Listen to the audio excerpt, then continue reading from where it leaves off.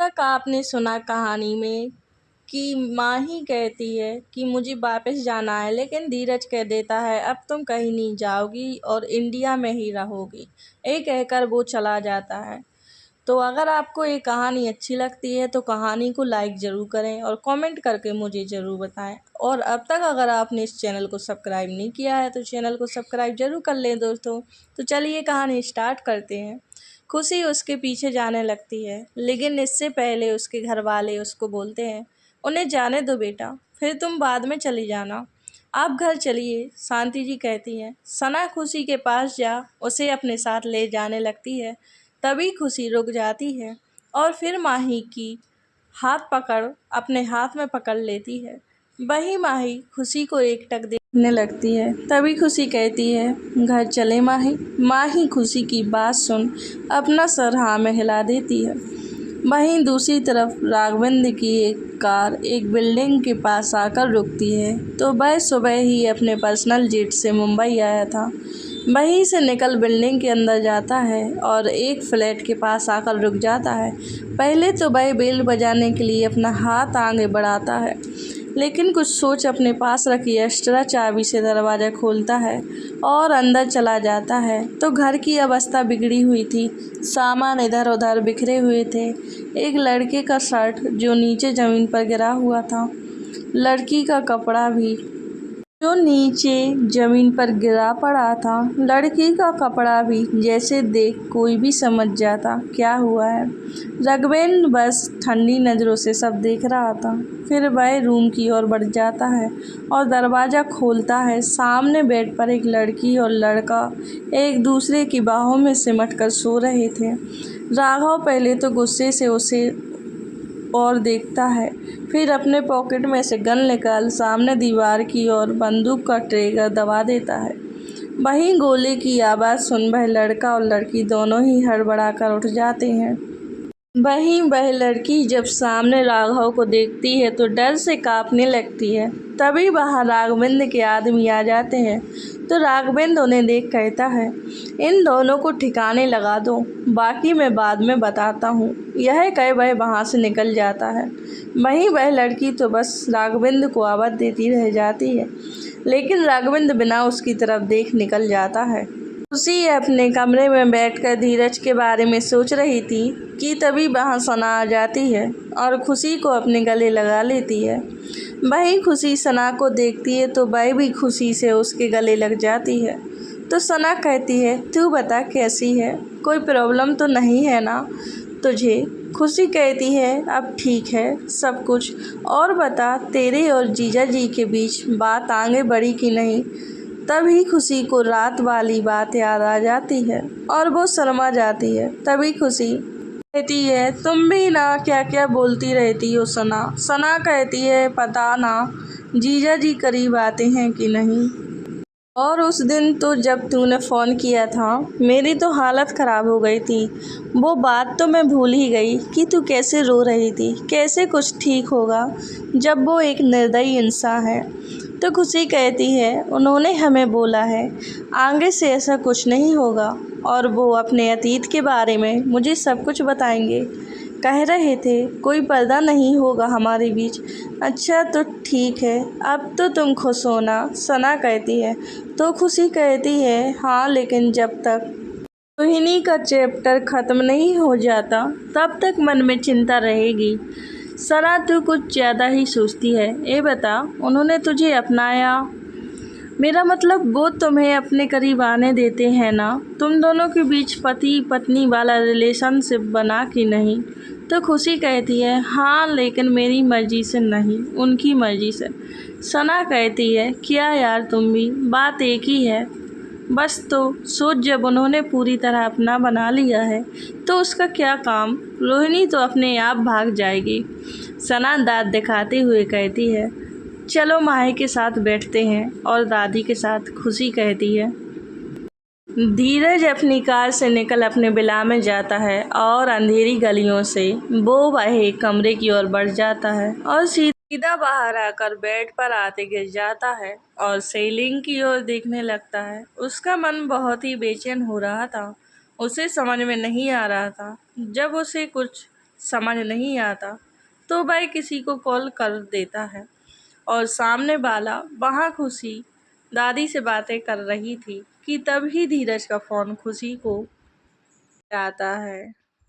वो कोई और नहीं खुशी थी और धीरज कहता है, आई नीड यू, मुझे तुम्हारी ज़रूरत है, प्लीज़ जल्दी आ जाओ। खुशी फ़ोन पर कहती है, हम अभी आते हैं। खुशी को लेने के लिए धीरज ड्राइवर भेज देता है तो खुशी दादी से कहती है, दादी हमें जाना होगा, उन्होंने अर्जेंट बुलाया है। लेकिन बेटा तुम जाओगी कैसे इतनी रात को? ऐसा भी क्या ज़रूरी है कि रात में बुला रहे हैं? खुशी कहती है वो हमें नहीं मालूम, लेकिन बस उन्होंने बुलाया है तो जाना होगा हमें। तो खुशी हड़बड़ी में निकल जाती है। दादी कहती पीछे से, जाएगी किससे? वो मैं ऑटो देख लूँगी। और खुशी निकलती है कि सामने देखती है धीरज का ड्राइवर बाहर ही खड़ा है और खुशी मुस्कुरा देती है। फिर वो ड्राइवर कहता है, चलिए मैम। फिर खुशी गाड़ी में बैठ जाती है और वो ड्राइवर खुशी को वहाँ छोड़ देता है। वहीं खुशी का देवर नीरज, अलग ही शहर में अलग ही लव स्टोरी लिखी जा रही थी दोनों की। यहाँ धीरज की लव स्टोरी तो क्लियर हो गई, मगर अब इनकी कहानी शुरू होगी। क्या नीरज भी धीरज की तरह ही जुनून भरा है या अलग होगा नीरज का प्यार? निधि कॉलेज में जा रही थी कि उसकी फ्रेंड माया कहती है, तुझे पता है आज क्या हुआ? आज तेरे वो दोनों आशिक लड़ाई कर रहे हैं, वो भी तेरे लिए। निधि कहती है, मेरे लिए? वो क्यों? माया कहती है, वो इसलिए कि एक कहता है निधि मुझे प्यार करती है और दूसरा भी यही कहता है। तो निधि कहती है, कुछ भी, मैं तो इन लोगों को जानती तक नहीं, फिर कैसे? चलना हम दोनों लड़ाई देखते हैं। माया कहती है, नहीं बाबा नहीं, मुझे डर लगता है, मुझे नहीं जाना, तू ही जा। अरे चलना। नहीं यार, तुझे तो अच्छी तरह पता है कि मैं स्कॉलरशिप पर स्टडी कर रही हूँ।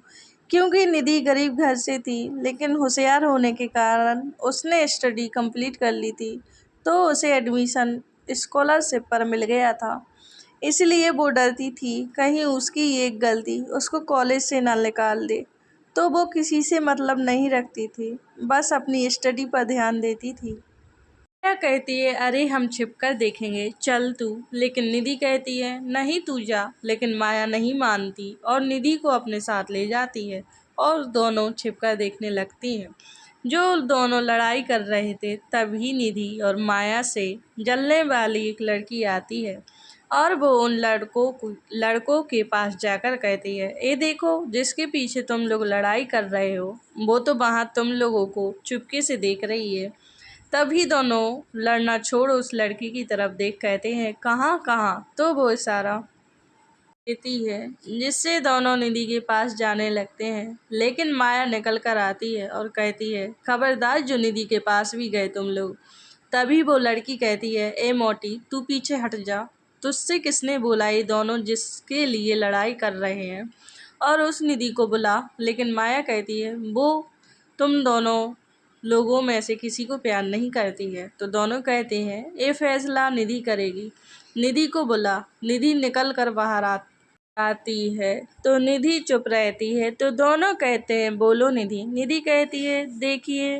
तो दोनों कहते हैं, हाँ हाँ बोलो, बोलो ना, तुम्हारी आवाज़ सुनने को तरस जाते हैं, कितनी मीठी आवाज़ है तुम्हारी। तो निधि कहती है, मैं यहाँ पढ़ने आती हूँ, आप लोग प्लीज़ लड़ाई मत किया कीजिए मेरी वजह से। लेकिन तुम ये बताओ, हम में से किसी को तो पसंद करती होगी ना? तो निधि कहती है, नहीं मैं किसी को पसंद नहीं करती, सिर्फ यहाँ पढ़ने आती हूँ। आप लोग प्लीज़ मुझे यहाँ पढ़ने दो, मुझे परेशान मत करो। तभी माया उन लड़कों के पास जाकर कहती है, तुम लोगों ने सुन लिया, अब जाओ यहाँ से। तो वो दोनों उससे लड़ने लगते हैं, लेकिन निधि जल्दी से माया को अपने साथ ले जाती है और कहती है, कितनी बार समझाया है, किसी से उलझा मत कर, अब चल। माया की स्कूटी थी जिससे दोनों आती जाती थी कॉलेज। माया स्कूटर ड्राइव कर रही थी, वही निधि पीछे बैठी थी और दोनों निकल जाती हैं। लेकिन पीछे से कुछ गुंडे अपनी कार में सवार आते हैं जो निधि का और माया का पीछा कर रहे थे। लेकिन माया स्कूटी के आईने में देखती है की फास्ट कार चलती हुई आ रही थी, जिसको माया देखकर अपनी स्पीड बढ़ा देती है। लेकिन वो भी कितनी स्पीड से चलती। फिर वो लोग निधि और माया के आगे अपनी कार रोक देते हैं और वो लोग उन लोगों को छेड़ने लगते हैं। माया गुस्सा दिखा रही थी और निधि चुपचाप खड़ी हुई थी। वही माया कहती है, कौन हो तुम लोग?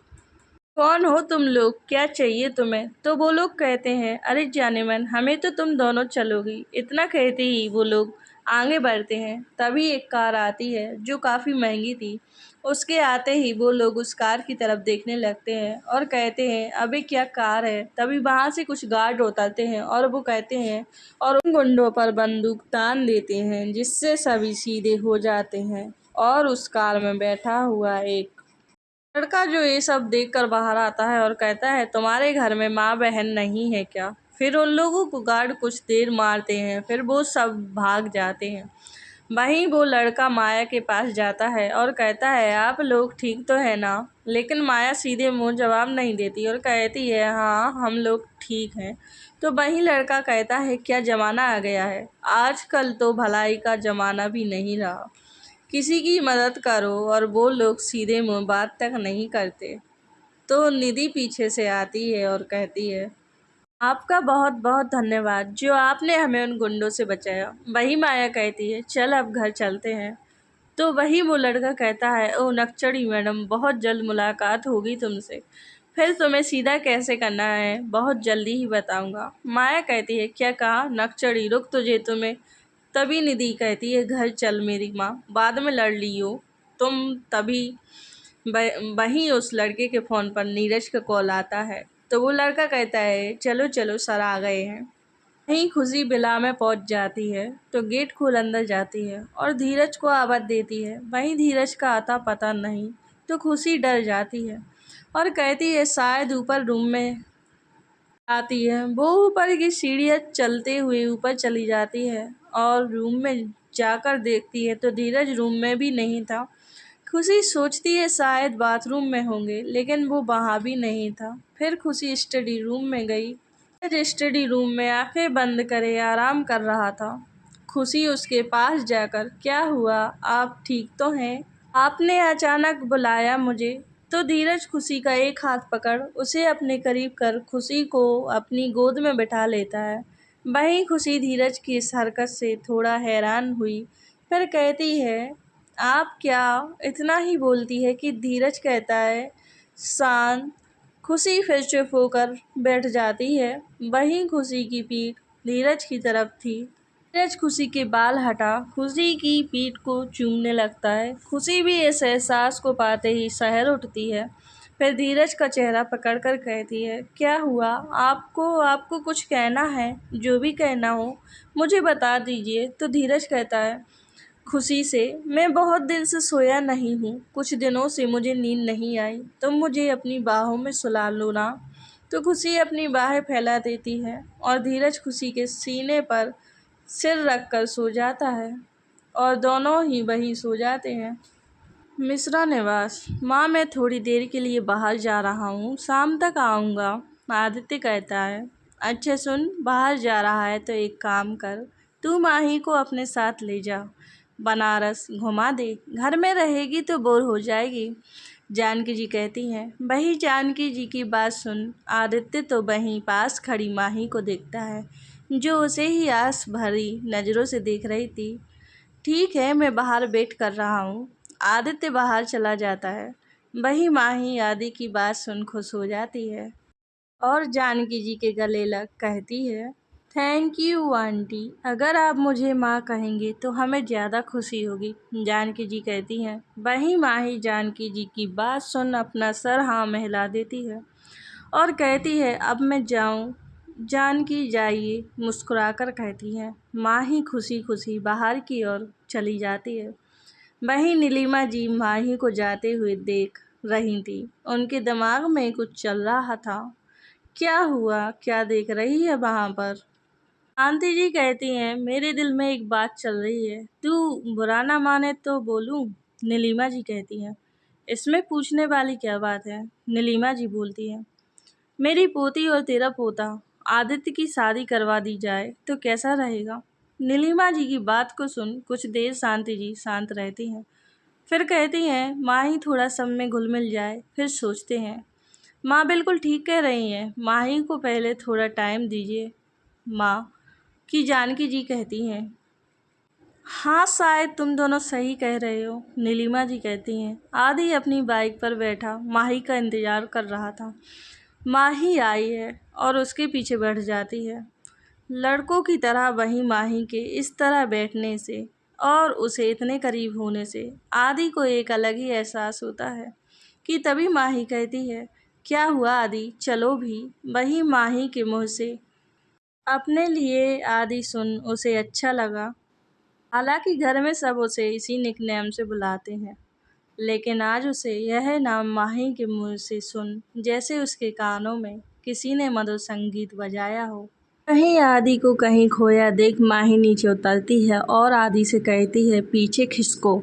आदि वहीं बेख्याली में खिसक जाता है और माही आगे आकर बैठ जाती है और बाइक स्टार्ट कर जाती है और आगे बढ़ा देती है। वहीं जब बाइक स्टार्ट किया बजाती है तो आदि अपने ख्यालों से बाहर निकल जल्दी से माही के कमर को पकड़ लेता है। वहीं आदि के इस तरह पकड़ने से माही थोड़ा डगमगा जाती है, लेकिन जल्दी वह खुद को शांत करके, क्या हुआ तुम्हें, क्या तुम्हें बाइक चलानी आती है? आदित्य कहता है, एक बात बताऊं, अगर किसी को नहीं बोलोगे। माही कहती है, ठीक है नहीं बताऊंगा। आदि कहता है, मैं अपने नानू के साथ लंदन में रहती हूँ तो वहीं सीखा मैंने, और यहाँ तक कि जब वह आधी रात को बाइक रेस होती है तो मैं उसमें हमेशा पार्टिसिपेट करती हूँ और जीत कर आती हूँ। माही कहती है, क्या तुम्हारे भाई को इन सब के बारे में पता है? आदि कहता है, पागल हो क्या, उन्हें पता चला तो मेरी जान ले लेंगे। से ही उनके बॉडीगार्ड की नज़रें हमेशा मुझ पर रहती थी। वह तो अच्छा रहता है कि मैं आधी रात को पीछे के दरवाजे से निकलती हूँ और उन्हें पता भी नहीं चलता है, पर यहाँ तो कोई बॉडीगार्ड नहीं है। आदि फिर सवाल करता है, वह तो मैं नहीं देखेंगे, बड़े प्रोपोर्शनल हैं, मुसीबत पड़ने पर ही भूत की तरह टपक पड़ते हैं। माही कहती है, तुम बताओ कहाँ जाना है, कब से बाइक को रास्ते पर दौड़ा रही हूँ। सॉरी, यहाँ से चलो। आदि कहता है। थोड़ी देर बाद ही माही बाइक पार्किंग एरिया में पार्क कर उतारती है और अपने सामने कॉलेज को देखता हुआ आदित्य को सवालिया नज़रों से देखने लगती है। वहीं आदि जैसे समझ गया हो तो वह कहता है, बस थोड़ी देर, एक असाइनमेंट जमा कर दूँ, फिर मैं तुम्हें बनारस घुमा दूँगा। ओके माही। बस अपना सर हिला देती है तो आदि उसका हाथ पकड़ अपने साथ चलने लगता है। वहीं माही तो बस आदि के हाथ में अपने हाथ को देख रही थी, उसके पेट में जैसे कितनी तितलियां उड़ रही हो। आदि माही को अपने साथ लेकर टीचर रूम से बाहर आता है और कहता है, तुम यहीं रुको, मैं बस 2 मिनट में आया। यह कह आदि अंदर चला जाता है और माही वहीं खड़ी उसका इंतजार करने लगती है। थोड़ी देर बाद ही आदि उसके पास आता है और कहता है, चलो मैं तुम्हें अपने दोस्तों से मिलवाता हूँ। यह कह वह माही को अपने साथ कैंटीन की ओर ले जाता है। अरे यार आदि, तू इतनी लेट कॉलेज आया? नितिन आदि को आता देख पूछता है। हाँ यार नितिन, घर में थोड़ा काम था इसलिए लेट हो गया। आदि कहता है, वैसे यार छोड़, ये बता, ये ब्यूटीफुल लड़की कौन है तेरे साथ? नितिन थोड़ा धीरे से कहता है, अरे हाँ रुको मैं मिलवाता हूँ। यह कह वह माही का हाथ पकड़ अपने पास खड़ा कर कहता है, माही यह है मेरे दोस्त नितिन और रिया। माही सभी को देख हेलो कहती है, और तुम सब इससे मिलो, मेरे जीजू की बहन है माही, कल ही इंडिया आई है तो बनारस घूमना है इनको। आदि कहता है। सब लोग माही को देख मुस्कुराकर हेलो कहते हैं। तभी कोई पीछे से आदि के गले लग जाता है। आदि इस हरकत से थोड़ा हैरान हो जल्दी से दूर हो जाता है और अपने सामने लड़की को देखता है। वह, सॉरी नित्या, मैं तो डर गया था कि कौन है। वहीं आदि को किसी लड़की ने गले लगाया देख माही को अपने दिल में कुछ चुभता सा महसूस हुआ। लेकिन वह वैसे ही खड़ी रही। चलो सब बैठो, मुझे भूख लगी है। रिया कहती है, हाँ यार भूख तो मुझे भी लगी है। आदि कहता है। माही बैठ गई। वह उसे अपने बगल वाली चेयर पर बैठा देता है। वही नित्या को यह देख गुस्सा आ जाता है और वह कहती है, क्या तुम्हें कपिल के बीच में बैठना अच्छा लगता है? वही माही नित्या की बात को नहीं समझती, तो वह पूछती है, मैं किसके बीच आई हूँ? उसे इसलिए समझ नहीं आता क्योंकि वह आदि और नितिन के बीच में बैठी थी। इसलिए वह पूछती है, तुम बच्ची हो क्या? समझ नहीं आ रहा है, मैं आदि की बात कर रही हूँ। क्या तरीका है बात करने का? नित्या और कौन सा कपल? हम कोई रिलेशनशिप में नहीं। किस कपल की बात कर रही हो? शायद तुम्हें याद नहीं, तो मैं याद दिला देता हूँ। मैं तुमसे प्यार नहीं करता, हम सिर्फ अच्छे दोस्त हैं। आदि थोड़ा गुस्से में कहता है, क्या यार छोड़ना, तू भी किस बात को लेकर बैठ गया? तू तो जानता है भाई तुझे लेकर थोड़ी पागल है। और तुम नित्या, इतनी तो सीट खाली है, बैठ जाओ कहीं भी। नितिन कहता है, कोई बात नहीं, तुम बैठो, मैं रिया के पास चली जाती हूँ। माही उठती है लेकिन आदि उसका हाथ पकड़ कहता है, कोई ज़रूरत नहीं है। दोस्तों, कहानी का भाग यहीं ख़त्म करती हूँ और आपको ये भाग पसंद आता है तो इसको लाइक ज़रूर करें क्योंकि बहुत मेहनत से लिखती हूँ इसके लिए। तो अगर आपको ये भाग अच्छा लगता है तो लाइक ज़रूर करें और कमेंट में मुझे ज़रूर बताएं यह भाग आपको कैसा लगा। और अगर आप मेरे चैनल पर न्यू हैं तो मेरे चैनल को सब्सक्राइब ज़रूर कर देना और बेल आइकन दबाना ना भूलें ताकि आने वाले पार्ट आप लोगों तक पहुंच सके। ये तो फिर मिलते हैं कल, अगला भाग लेकर आती हूँ।